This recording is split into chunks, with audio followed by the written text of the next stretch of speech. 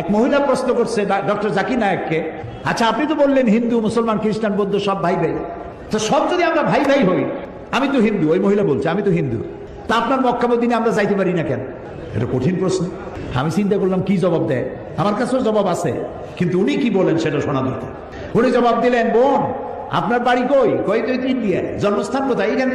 আমার জন্মস্থানও এখানে। আচ্ছা বোন আপনি কি জানেন যে ইন্ডিয়ায় এমন এমন জায়গা আছে যেখানে এখানে জন্মগ্রহণ করার পরেও সে জায়গায় আপনি আর আমি যাইতে পারি না, এরকম জায়গার নাম জানেন? কোন এরকম জায়গা থাকবে কেন? আমি ইন্ডিয়া জন্মগ্রহণ করছি, সব জায়গায় যাইতে পারি। উনি বললেন মোটেই না, এখানে এমন এমন জায়গা আছে যেখানে আপনি আমি প্রবেশ করতে পারবো না, তার নাম ক্যান্টনমেন্ট। ক্যান্টনমেন্টে আপনিও ঢুকতে পারবেন না, আমি ঢুকতে পারবো না।